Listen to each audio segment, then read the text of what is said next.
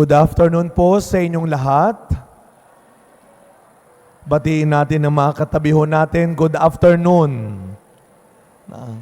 At mga kapatid, tayo po ay nasa ika-22 linggo sa karaniwang panahon. Pero kahit na karaniwang panahon, alam natin, hindi pangkaraniwan ng araw na ito. Well, unang araw ng bagong buwan. Bagong buwan ang nagsisimula. Ano nga ba ang inaasahan mo? Ano ang mas ipinagdarasal mo ngayong bagong buwan na sana mangyari na, sana dumating na? Kung may mga nawala, nasira, natapos, tapos na yon. Maniwala at magtiwala ka ulit ngayon. Na ngayong bagong buwan, may darating, may mangyayaring mas mabuti at maganda. Amen? Palakpakan natin ang ating Panginoon ng malakas. Malakas sa palakpak sa bagong buwan na nagsisimula. No? Parang pang-ilang misa ko na ho ito sa araw na ito. Alam mo ninyo, kaninang umaga pa, pinagnilayan nung pagpalakpak natin, bigla ko naalala, nung kabataan, karamihan sa atin dito, for sure naalala nyo ho yan o naranasan nyo ho yan. Nung kabataan natin noon, para ngayon hindi na masyado, isa sa mga paboritong hobby, libangan ng mga binatilyo, ang mag-alaga ng kalapate. Di ko alam kung ilan ho sa inyo ang nag-alaga ng kalapate. Noong kami sa Bacood ng kapatid ko, kuya ko at ang pinsan ko, meron kami yung bahay ng kalapate nasa ibabaw ng bubong. Kaya yung nanay, patid na yung litid, kakatawag, hindi namin marinig, nasa taas kami. At paborito ko yun. At para bumalik ang kalapate, para may lumapit na kalapate, anong ginagawa? Pumapalakpak. Abay, palakasan pa yan. Iba-ibang klase pa ng pagpalakpak yan. Anong naalala ninyo sa lumang tipan? Na ang kalapate ay ginamit ng Diyos na simbolo rin ng isang bagong simula. Ng isang bagong umaga. Nung panahon ni Noah na sila ay naghirap dahil sa pagbaha, ano ang dinala ng Diyos sa kanyang hudyat na humupa na ang baha? Ang kalapati. Kaya sana nga, yung pagpalakpak natin kanina ay pagtawag natin sa isang bagong magandang simula sa buwan na ito. Amen. Pero, meron pang mas espesyal. Alam natin, hindi lang ito unang araw ng bagong buwan, lalo na sa ating mga Pilipino. Tandaan natin, September na. Bear months na. Iba yan pag sa ating mga Pilipino. Pag nagsimula ang bear months, sabi nga nung aking kaibigan, biro niya, abay, yung iba'y nagtatago pa, si Jose Marichan, lumabas na. Para sa atin, pag sinabing bear months, isang naisip kagad natin, magpapasko na. Pero depende sa iyo yan kung paano mo tinitignan ang panahon ng Pasko o Kapaskuhan. Para sa iba, ay naku, Pasko na, gagastos na naman. Magastos na naman. Pero sa iba, nakakatuwa, excited pa rin sila, masaya sila. Pag sinabing magpapasko, anong naisip mo? Ikaw ay hihinga na naman, marami na namang manunulisit, o ikaw ay naghahanda ng magbigay muli. Mukhang magkakasubukan na naman tayo ng salitang katapatan. Kung saan pwede kang maging mabait, pwede kang tawaging mabuti, pero hindi ka totoo. Pero hindi ka matapat. You can be good, but you are not faithful. You can be kind, but you are not sincere. Kaya magandang simulan natin ang isang bagong buwan na ito sa mga pagbasang ibinigay sa atin. Sa unang pagbasa, napakahalagang paalala sa atin.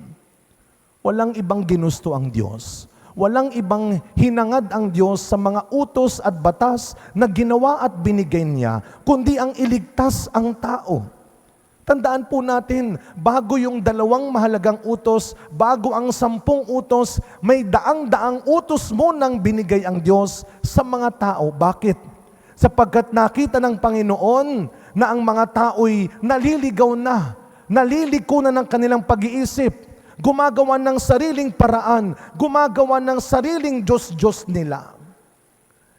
Kaya ang Diyos gumawa ng utos, batas, alituntunin, hindi para pahirapan ng tao, kundi para iligtas ang tao. And I believe, tayong mga nakatatanda ngayon, pare-pareho tayong may babalik ang tao at sasabihin natin, buti na lang nakinig ako sa Kanya. Buti na lang naniwala ako sa kanila. Siguro kung hindi ako ganito. Wala akong ganito. Kaya nga, bago tayo sumama ang loob, bago tayo mag-isip ng masama at mali, balikan natin ang unang pagbasang ito, na ang Diyos ay lumikha ng mga utos at batas upang iligtas ang tao sa mali niyang pag-iisip, sa mali niyang ginagawa. Kaya kung nagdududa ka na sa itinuturo, sa sinasabi ng ibang tao sa iyo, makinig ka ulit sa Diyos. Hindi ka niya ililigaw. Let God's voice be your choice. Kaya nga ano ang sabi ni San Pablo? Tanging mabuti lamang ang binigay ng Diyos, ang ginawa ng Diyos. Tanging kabutihan, tanging ikabubuti ng tao ang binibigay ng Diyos. Kaya wag nating iisipin na ang anumang masama, maling bagay ay ginawa rin ng Diyos para sa atin. No? Kaya may mga tao kung minsan iisipin nila, hindi Father, iba ako magsalita.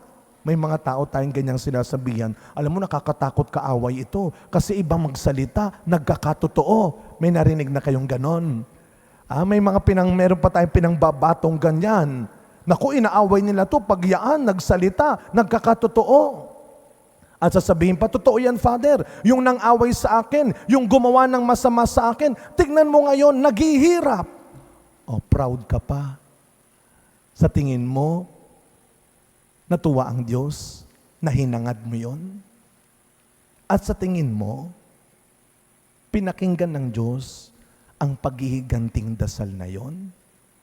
Huwag ka masyadong natutuwa. Siguradong hindi ang Diyos ang nakinig sa iyo. Kaya huwag natin dadalhin maging sa panalangin ang anumang masamang hangarin ng pusong ito. Ang anumang baluktot na pag-iisip na iniisip natin para sa ibang tao, maging sa mga taong gumawa ng masama at mali sa atin. Walang masamang hangarin at maling dasal ang pinakinggan ng Diyos. Lagi nating tatandaan yan. Lokohin ka man ng mundo, magsinungaling man ang mundo, hindi magbabago ang Panginoon sa Kanyang pangako. Kaya maniwala at magtiwala tayo sa sinasabi ng Diyos sa pamamagitan ng mga taong tapat at tama para sa iyo. Kagaya ng sinabi ko kanina, siguro hindi ka man maraming kakilala o wala ka mang maraming kakilala.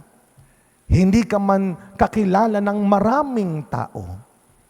Ang mahalaga, may iilang kang tapat at mabuting taong hindi ka nililigaw, ipinapahamak. Ito yan ang iingatan mo. Yan ang aalagaan mo. Kaya mag-iingat tayo. Sabi nga sa ating ebanghelyo ngayon, mag-iingat tayo sa mga taong tinatalikuran lang natin. Mag-ingat tayo sa pagturing natin, sa pagtrato natin sa ibang tao. Dahil baka yung mga taong tinatalikuran at tinataboy mo ay ang mga taong binigay ng Diyos sagot sa panalangin mo. Mahirap mang tanggapin at gawin, maaring sila ang bigay ng Panginoon sa panalangin natin. Ingatan mo ang mabubuti at tapat na tao sa buhay mo. Sabi nga nung aking nabasa, ang tapat na kaibigan daw, parang magnet kumakapit sa bakal, hindi sa plastic. Ingatan natin, pahalagahan natin ang mga taong ito. Huwag mong sayangin ang mga taong kagaya nilang sa tamang landas tayo dinadala at inaakay din. Kaya nga, ipagdasal natin, sabi ng Panginoon sa Ebanghelyo, ingatan mo yung pagtrato mo, pagtingin mo sa ibang tao, silang nilalayuan mo. Dahil ang sabi ng Panginoon, hindi naman lahat ng pumapasok sa bibig ang nagpaparumi sa atin. Huwag mong laging binibintang sa ibang tao, kaya ka nagkakaganyan. Kaya ka naging masama, kaya ka naging sinungaling, kaya ka naging maramot, kaya ka naging sakim. Dahil sa ibang tao, huwag turo ng turo. Isang daliri lang yan nakaturo sa kanila. Kaya anong sabi ng Panginoon, hindi lahat ng pumapasok, kundi ang laman nito at laman nito ang nagiging dahilan din ng pagkakasala mo. Kaya ang dasal natin, Lord, hindi ko kaya lahat. Hindi ako lahat. Hindi ko alam lahat. Kaya kung mali man ang laman nito at masama na ang laman nito, tulungan mo ako. Itama mo ako. Sa pagpapatuloy ng ating misa, mga kapatid, sa pagsisimula ng isang bagong buwan, I am sure, ipagdadasal pa rin natin na sana bigyan tayo ng Panginoon ng mga sinasabi kong mabubuti at tapat na tao sa buhay natin. Pero, sana ikaw din, huwag kang matakot, huwag kang madamot. Pag ikaw ang pinili ng Diyos na maging sagot sa panalangin ng iba upang maging isang tapat at mabuting tao na magliligtas sa iba. Amen. Tumayo po tayong lahat at ipahayag natin ngayon ang ating pananampalataya. Sumasampalataya ako sa Diyos amang makapangyarihan sa lahat na may gawa ng langit at lupa.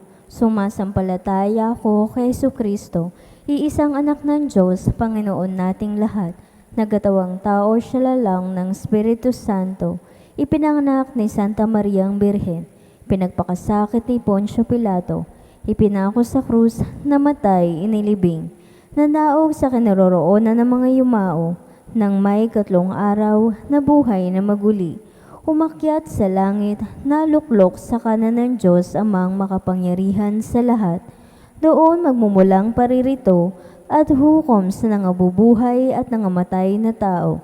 Sumasampalataya naman ako sa Diyos Espiritu Santo, sa banal na simbahang katolika, sa kasamahan ng mga banal, sa kapatawaran ng mga kasalanan, sa pagkabuhay na muli ng nangamatay na